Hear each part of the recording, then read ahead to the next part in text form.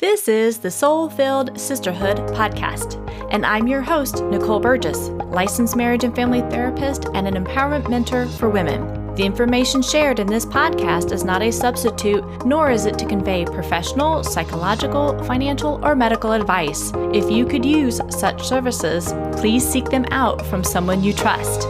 Now here is today's episode. Episode 109. If you find yourself often overwhelmed and stressed out, I encourage you to go out to NicoleBurgessCoaching.com/end overwhelm and watch my workshop on the 5 shifts to end overwhelm and live a more balanced and connected life as a highly sensitive woman entrepreneur. And just a quick heads up, today's episode does contain adult language, so if you've got little ones around, you may want to use some headphones. Now here is today's episode. Well, welcome, sisters. Oh, I'm so excited because today is conversation number 7 with my friend Tamara Powell. So back in episode 81, we discussed why we built our business and breaking through some of our own limiting beliefs. In episode 85, we talked about labels and constructs, and we really encouraged you to begin to explore what may be holding you back in your business or your life. In episode 89, we discussed the magic of liminal space or the seasons of change. Then in episode 93, we discussed navigating fears in your business and in your life because, again, there's one of you, so you can't separate that between the two parts of your life. In episode 98, we talked about opportunities, our blind spots and shadow work really bring to our lives. I know that hit home with a lot of you because I've heard some feedback from you.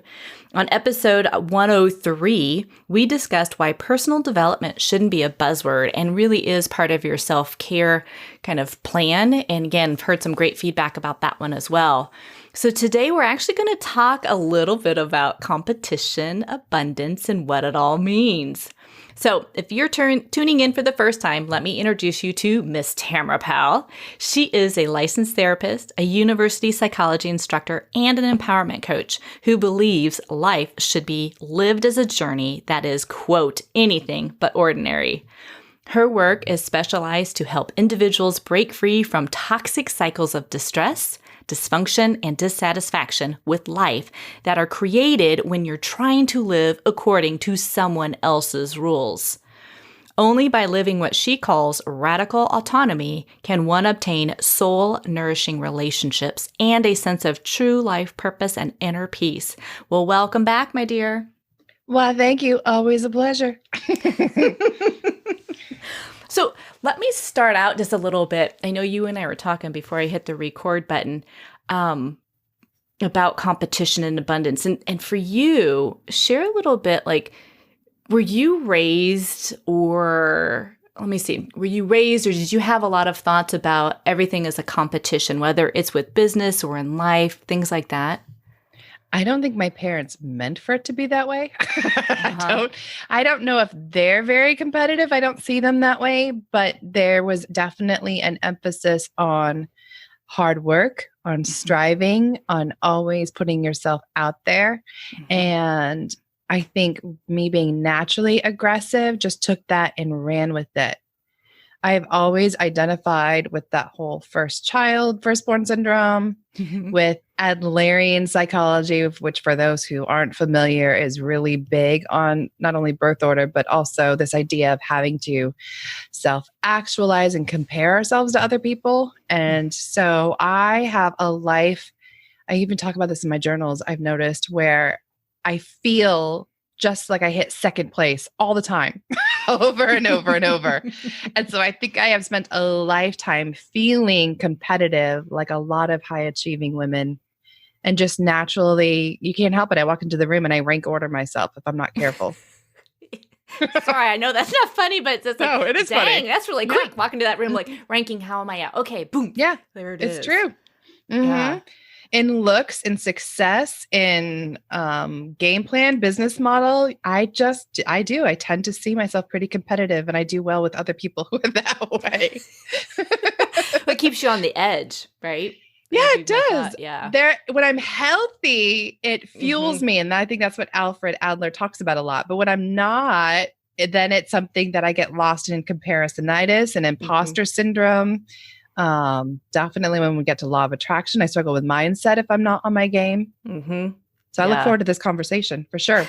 I don't view you as competitive though. Do you feel that way?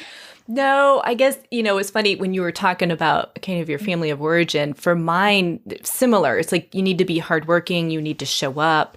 Mm-hmm. They worked, I mean, it was more of the career, like you worked for a company. And so much of Yep. where the competition really came really the scarcity around money. So Mm-hmm. for me, the message was, you've got to work really hard in order to make money, to make a living. My dad was really good about really encouraging me to be a very independent woman. He thought, Mm-hmm. it's easier, quote, really for men. But he was like, as a woman, this is what you need to work on this and do these sort of things, which I really appreciate. He's not wrong. He's not. And I appreciate his insight for the generation he grew up in, because that wasn't that mindset for the equality in that. Mm-hmm. And it's funny, right? His parents were entrepreneurs, which is like, go back, I'm like, oh, isn't that interesting? And he had some of that on the side. But it was not about the competition, but about kind of like what you're saying, like really showing up, learning, kind of putting yourself out there. But it was done more under the guise of working for somebody. So competition really didn't enter my game scheme until I had other people talking to me like, oh, you got to compete for this position. You've got to do this. And I'm like, only if I want to. I don't really want that position. So there wasn't Interesting. there wasn't a drive for me. And when I started my own business, I didn't see other therapists as competition either. I thought, man, there's abundance of people for everyone to work with. I mean, we've got billions on the planet. So it's like you never. I love that you saw that. Yeah, I didn't get it. But I still, struggle at times, like what you're saying with that comparisonitis will totally come up. I know you and I have talked about imposter syndrome, which we'll tap into in just a little bit. That's come up for me, or I get a little jealous. I'm like, oh, so-and-so's doing that. Maybe I ought to do that. And I'm like, back it up. Okay, if you're learning from them, that's one thing. But it's not getting stuck in, I need to jump the fence and do what they're doing because it may or may not work for me. And I think for me, that high achieving, my underlying kind of message was trying to get approval from others. And so that's the work I do so much with the clients that I work with, is like, no. Be the striver like you're talking about, which is that healthy striving, but you're not coming from underneath that mask of I'm doing it to try and get the approval or get acceptance from others, because that will be a never fulfilling game and drain you. You're right. I don't know if I really answered that question, but I think I kind of did. So yes, you did. So I'm curious, and when you decided to become a therapist and a coach, what sort of things maybe did you hear from like family, friends? I know you've written about some of this stuff too, like you can't go to your family and friends to get therapy, which is so true. Don't do it. But what did you hear, if anything, from them regarding just the professions in general? Sadly, I don't think I heard anything from family. And actually, that disappointed me. That's been a chronic disappointment in my life, is not feeling like my immediate people ever got it. Yeah. I've always had to look for outside inspiration. And it's not necessarily a bad thing, but sometimes just the blank slate isn't helpful either. Right. Because I felt like I had to forage for my own. Now, my sister paved the way a bit. She's an LCSW, but she did the agency route because she's definitely a go with the flow kind of gal and does not have an entrepreneurial bone in her body. So that just scares her and feels like work. So I did not have any really high achieving women around me, no one that I could bounce that off of. So what I got kind of from everyone else, though, just quickly, was the do it the standard way. And that was never going to work for me. No. So that was annoying. Sorry. I can't even picture that. It's like, standard way. No. Fit in a box, please, Tamara. Just fit in that Yeah. So I box. got the questioning eyeballs once I finally, I mean, it's not that I knew I wanted to be in private practice, but I assumed I was going to have to go the agency route first. Yeah. And so when I came out and I was like, actually, I think I'm just going to do my own thing. People were like, oh, what? No. Yeah. I got some of that. Yep. Oh, what I was going to say, I can imagine that feeling of disappointment because it's not like you were looking from your family and friends for the approval that you were going down this route, but the recognition, it's like, wow, good for you. That's awesome. Yeah, that'd been nice. Yeah, all of us want something like that. Just the acknowledgement, right? That being seen for we're taking a risk, we're stepping into this challenge, being brave and courageous. And yet when you don't even get recognized, it's like, oh, Okay. I think honestly, therapy and coaching scares so many people. And so this is like, if I just don't say anything, maybe it'll just go away. It's like, yeah, I'm not going anywhere. Yeah. And then forget it. The things I specialize in. No, my parents are just like, both our girls are therapists. They don't touch it. Yeah.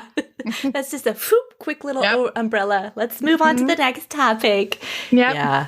That's funny. I can't even, I think maybe they talk a little bit about me to some people, but I don't think they really know what it means. Yeah. I had heard from my parents, mostly from my mom, there was such a fear about doing it. Like, well, you won't be able to make a living from being a therapist. You know, it's a lot of work, things like that. So again, it came back to that scarcity of money. Yes. And I'm like, even though there's tons of research out there that yes, where it's an underpaid field. And when you do it on your own, when you make your own decisions and like what we're doing is, like, yeah, you can make money and it can be sustainable. And yeah, it's like there's people out there who want it, that they are asking for it, that are motivated to make their changes in their lives. So therapy and coaching is totally a viable job and career. Abso-fucking-lutely. Do it if you want to. Yeah. Well, and I think, both of what we learned, it sounds like growing up, that hardworking, that you do need to do the work to create any sort of business. It is. Yeah, no lie. Yeah, it's not for the faint of heart. And it doesn't mean just, stick a shingle out there and say, okay, this is what I'm going to do. It's like, do some research for the area that you're in, what you want to do. Do some of that kind of quote marketing research, but then just keep putting yourself out there and then you're going to get feedback and make more informed decisions as you go.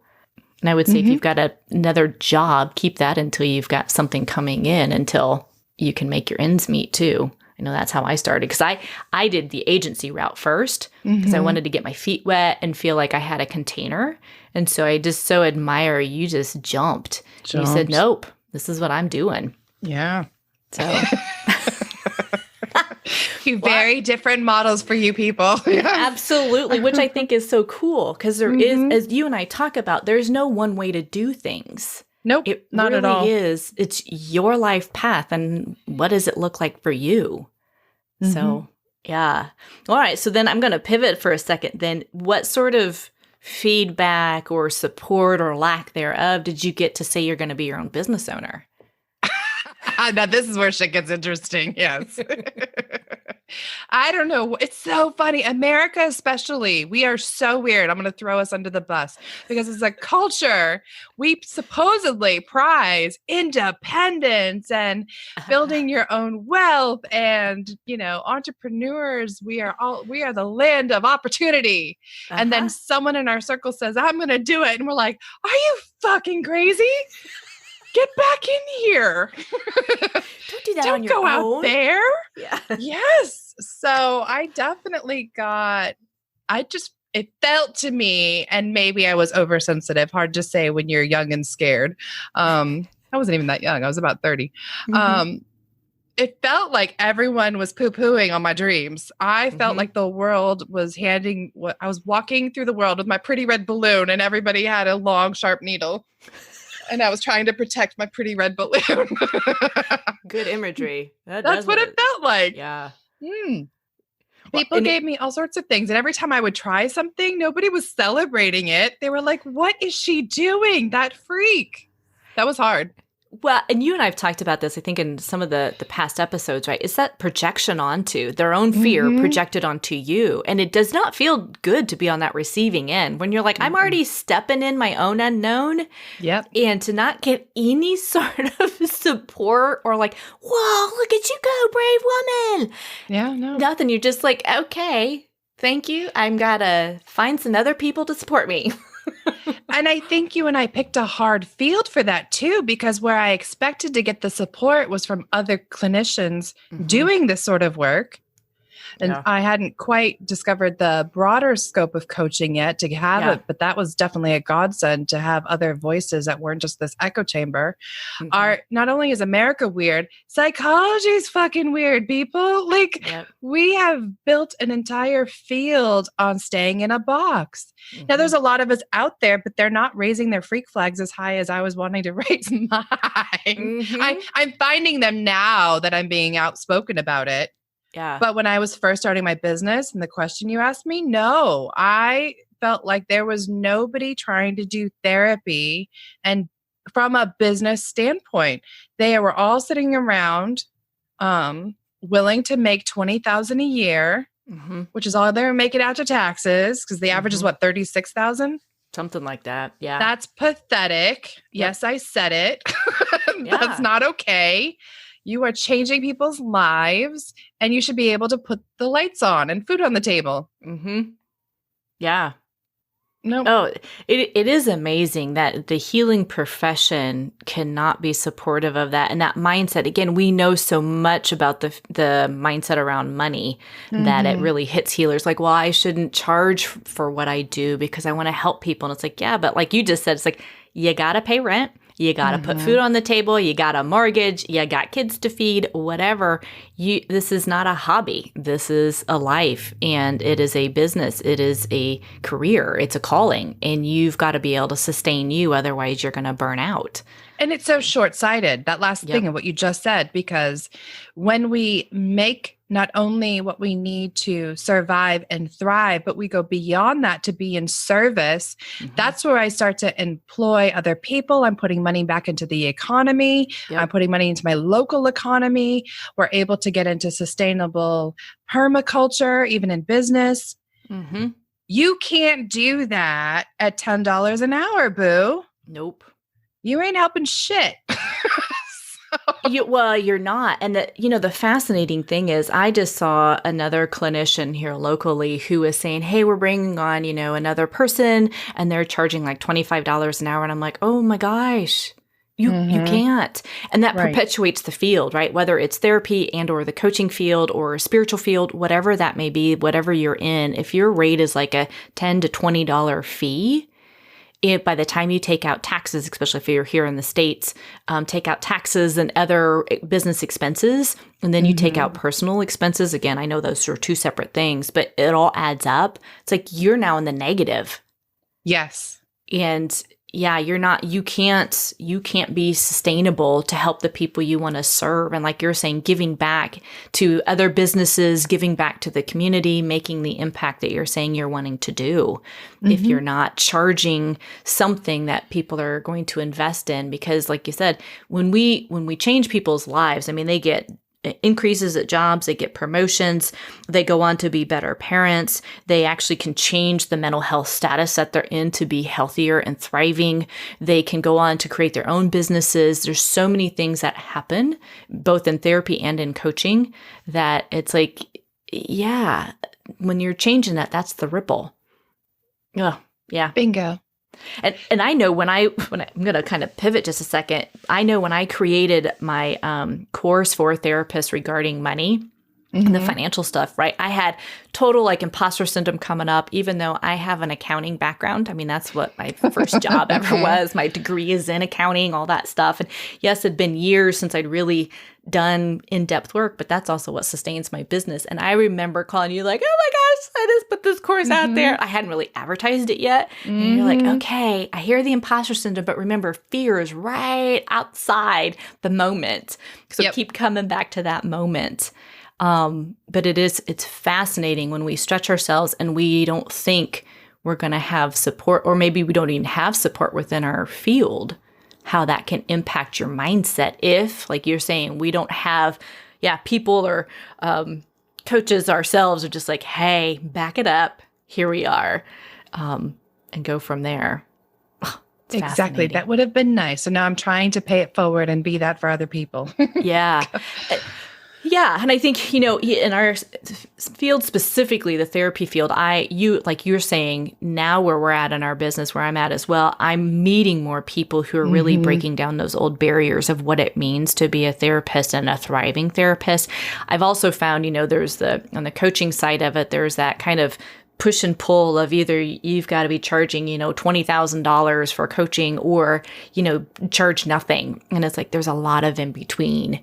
And if you are skilled at what you do and you really do help people get results that they're looking for, again, they're responsible for the results.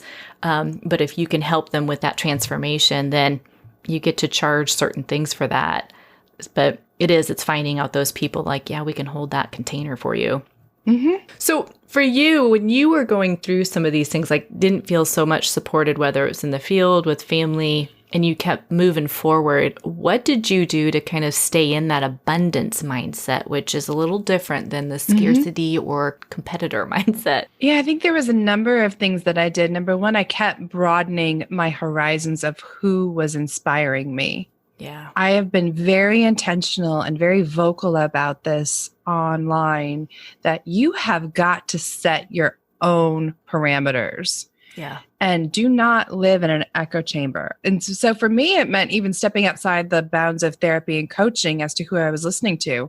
I started following, business podcasts, people on Instagram, everything from like apothecaries to barbershops. I mean, there's hair activists, just people that I found fascinating who, that's how I ran into you and Lourdes and a few of our other close friends, was I wanted to surround myself with women who were going to be seeking to make six figures plus, and who wanted to do it their way, whatever felt authentic to them. So that was huge for me. I am constantly reading books. I'm constantly listening to podcasts and other forms of media that inspire me. I mean, you have to. And I am rigid about that. Nothing comes into my sphere in the morning before I get to work that is anything but what people would deem high vibe, which just means for me, inspiring. Yes. That's a non-negotiable for you. I am a Nazi about it. I love it. I love it. No email, nothing. Yeah. And I totally agree because, man, for me, it totally takes me off track. If I start to look at emails or social media or something, I'm like, poop, and then I'm off to some other world. I'm like, that is so didn't keep me grounded in where I'm heading.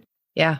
And there was something about what you just said too about you follow, look at, listen to so many people outside of kind of where you're at. And there's so much truth in that. I cannot remember who I was recently listening to or reading. Because again, like you're like, I got a lot and I just don't remember names so well.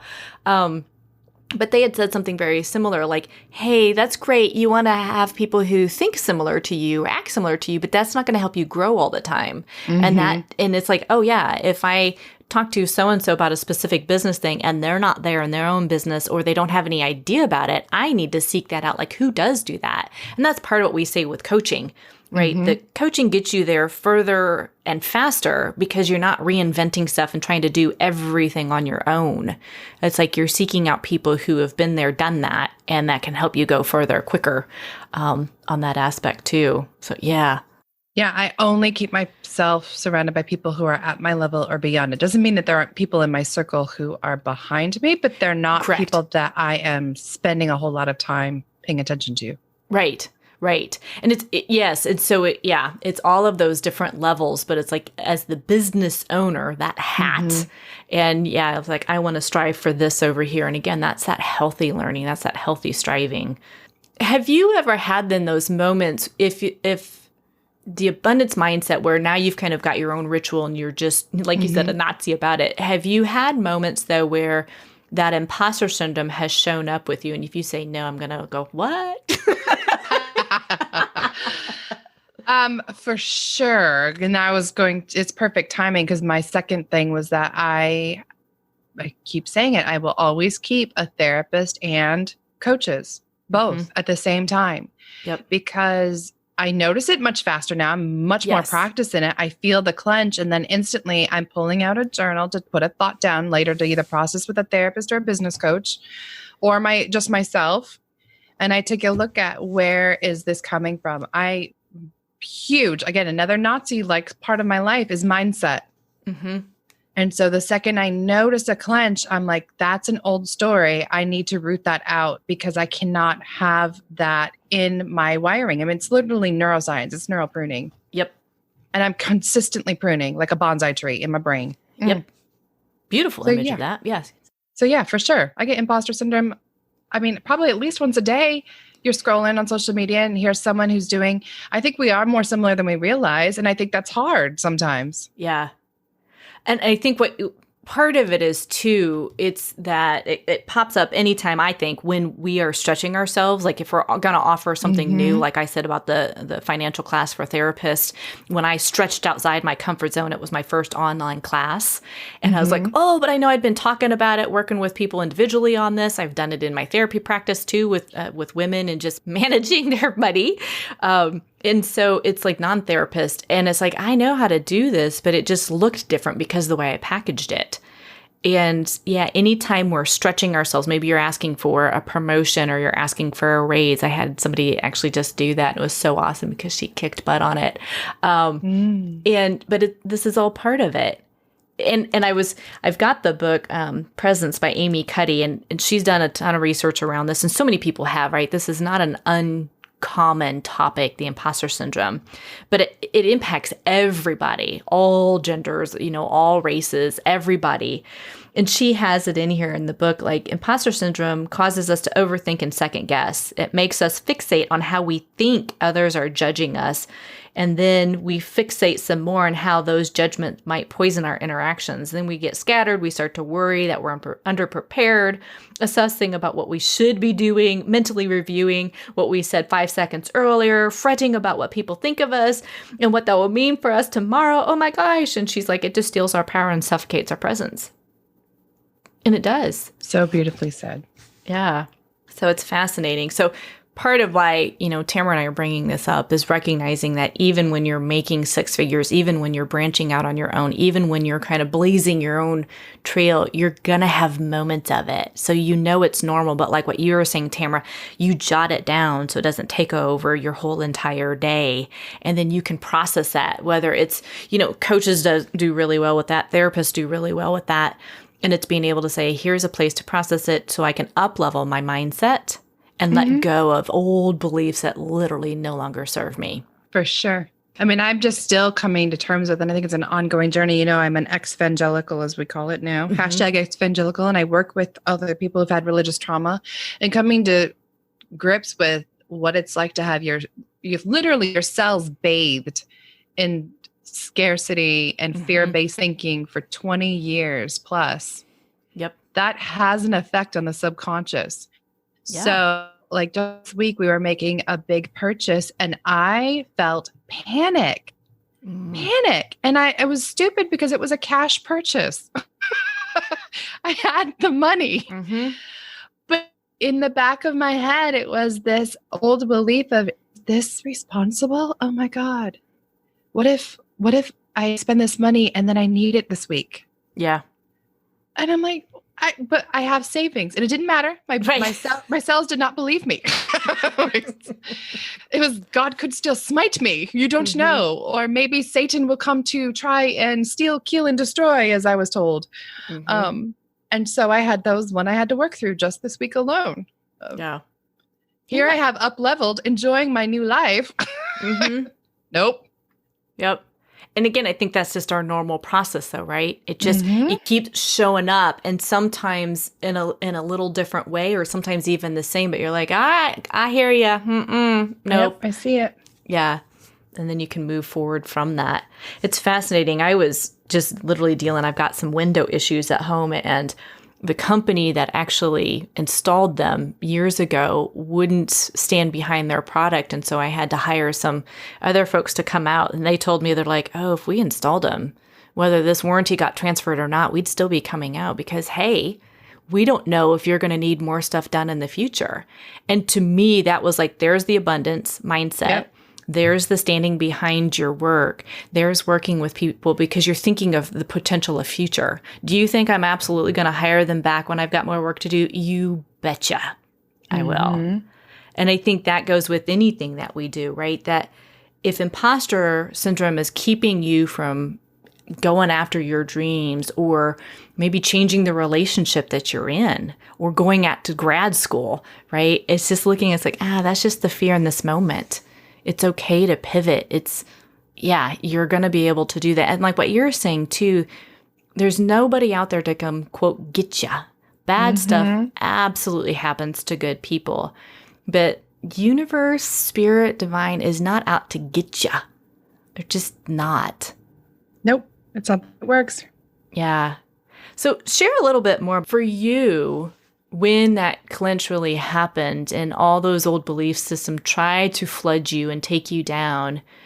How did you help yourself in reframing that the universe does have your back? So you keep your vibration level literally up. And I know we've had tons of episodes on vibration and quantum physics and all that good stuff too. But how do you do science? Go learn that part first. Yeah. Yeah. Yeah. Literally recognizing that all human beings are emitting a frequency just like plants and animals, and understanding that when you're in a good mood and positive mindset, that you're at that higher level. That's why new agey types that we sometimes shit on say we're high vibe, but it's real. Some of us just sound nerdier than others saying it. I work on that by coming to understand that regardless of your worldview, I am the only one in control of my life. Yeah. And there is such great psychological research on quote unquote lucky versus unlucky people and the self-fulfilling prophecy. So if I'm having a rough start to my morning and I decide not to check myself and I stay on that, very low frequency, just doesn't feel good. My heart waves are jagged and rough. My brain waves feel that way too. I will end up creating more and more things that go wrong because our brains have to prove ourselves right. I mean, I swear to God, I will stub my toe, right? Yep. There's going to be traffic, spill my coffee. You all know what I'm talking about. I'm laughing because I'm like, yes. Yeah, I did that a couple of days ago. No lie. It happens. But if I could catch it and go, wait, Tams, as counterintuitive, slow down rather than speed up, because that's what our bodies tend to want to do. You're running late, you want to rush. No, there's actually no time to rush. You're going to fuck it up worse. So pause and then say, this is only a problem because you're making it a problem. Regardless of the scenario. I don't care if you're today listening to me and you woke up with $5 in your bank account. I'm telling you, it's not a problem. And you'll actually do better if you breathe into it and allow yourself to shift into solution focus mode. Okay, what can I do about this? I can donate plasma. I can sell stuff on eBay. I can go volunteer some $5 an hour. I mean, you will figure it out. You always do. Life will keep moving with or without you. Yeah. And only you at this point get to decide how that's about to unfold. You can either let that be empowering or you can let it kick your ass. Yeah. I think also what you're tapping on too, it's remembering you're very resourceful, and we all have inner wisdom within us. And it is that counterintuitive. It's like, I know for many of the high achievers that I work with, like, but I want to get from A to Z really quick, Nicole. I'm like, nope, we're going to slow it way down because I want you to tune really into yourself and what is coming up for you right now. And when we do that, it's like, there's the information that I've been calling. There's the information that is revealing itself to me versus trying to speed through it, which you've turned off your ears. You've turned off your listening. Yeah. And then coming to understand that we humans are always projecting a story. So what's the story you're telling yourself? This idea that the universe or God or other people or even your dog is out to get you is just not true. Yeah. That's not the way physics works. So coming to recognize that the universe and literally everything, including your dog, is just reflecting back to you what you're sending out. You know this to be true. If there's an asshole talking to you, you don't feel good about them. Right. You're probably going to bristle. And guess what? That's not even your fault. He sent it out first. Don't take pride in that, though. And then turning that inward and going, okay, wait a minute here. When you take away this idea of punishment, there is no divine retribution. then life gets so much easier. I've not heard it ever stated that way before. I love that. Yeah, it's true though. There is none. Well, it is. And, we've talked about, what you mirror out of the world, what the world is mirroring to you is what you're mirroring out into the world. And so that's where the beautiful part is, like, do that personal development, get really quiet and do the work that you need to do or process it with somebody. Because, you can make a shift in that. And the world's not out to get you. Well, back to my own scarcity just this week. I mean, if we look at what have I been projecting for the last 20 years? I'm literally asking the world, I don't trust myself with this. Please take it back from me. Yeah. And so the universe is like, sure, I'll give you a giant bill to take away any savings you have. No, just kidding. Just kidding. And I'm like, why did you do that? And it was like, well, you said you didn't trust you. You didn't want this responsibility. Yeah, you're like, no. Money comes and goes. It is nothing more than a tool. There's plenty of it. Yeah. Yes. Yeah. Oh, it's so fascinating, isn't though? That's us humans, what we do. It's ridiculous. And just recognizing how special we think we are when we're really, you are and you're not at the same time. Everything in life's a paradox. Yep. And so whether I choose to step into abundance or not, the universe doesn't care. But it will make my life a hell of a lot better if I allow myself to. Yeah, and abundance we're talking about, it's not just the financial stuff, right? It's abundance in your relationships. It's abundance of being alive. It's abundance of your health. It's abundance of just stepping outside and like, oh my gosh, what an incredible day it is today. All ways of looking at where are you abundant. Yeah. I can choose to let my child or lover's attitude throw me off for the day, and I can literally close myself off from the possibility of having a good day with them. Mm-hmm. That's abundance. I can literally decide, no, we're not going to do that because you gave me a face. So we're done here. Mm-hmm. Instead of going, wait a minute. So I'm close to receiving. Thank you very much. Everything is shut down. Mm-mm. Yeah. How silly. Yeah. And I think that's just it though, right? When you believe you're enough, I think that's one of the core things, and that you're worthy, then you can easier stay open to the receiving of all the beautiful things that are coming to you, and that, you're also asking for, and it's okay to receive them. Yeah. All right, my dear, is there anything that I have missed? I know I'm just kind of paying attention to the time here. Anything else that we were going to talk about that I totally have flown over and not mentioned? No, but I would leave people with two visualizations. Number one, like an apple tree. You can pick any fruit, but just for ease of use sake, an apple tree. An apple tree is not sitting here deciding whether or not to produce her apples. Mm-hmm. She just is. And she's not stressing over whether or not people are going to come enjoy her apples or not. She's producing them because that's what is right to her nature. And each one of our listeners has something in them that they naturally want to produce. It may be writing a book. It may be crocheting. It may be babysitting. I know one of my favorite case studies is a woman who made $1 million just by connecting clowns with gigs. I didn't even know clowns are that big. Yeah. Like, whatever. She must really like clowns. And she has made $1 million business connecting them to birthday gigs and wherever else clowns go to. So there is a fruit tree for everyone. Produce thy fruit and enjoy it. Right? Why wouldn't you? Which brings me to my second visualization of like a buffet table. Like, your name is already, there's a place card for you. Why are you not stepping up and sitting down at the table? Yeah. Step up, boo-boo. The abundance is right there. Yep. Tell your imposter syndrome who's trying to walk up beside you, say, hey, oh no, fear's got to run everything, to say, hey, thanks for letting me know that you're really afraid, and I've got this. I've got people in my life, or I'm going to hire somebody to help me with this, and go. That's what I was going to say. Go find you someone to work through that with. Yep. Absolutely.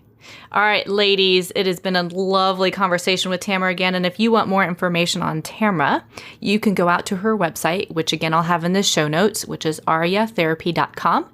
She is also on Facebook under Arya Therapy Services. Again, all of this stuff will be in the show notes. And she's got another conversation that we're going to schedule here in the future for conversation number 8. And I can look forward to that. Thank you so much for being on again today, my dear.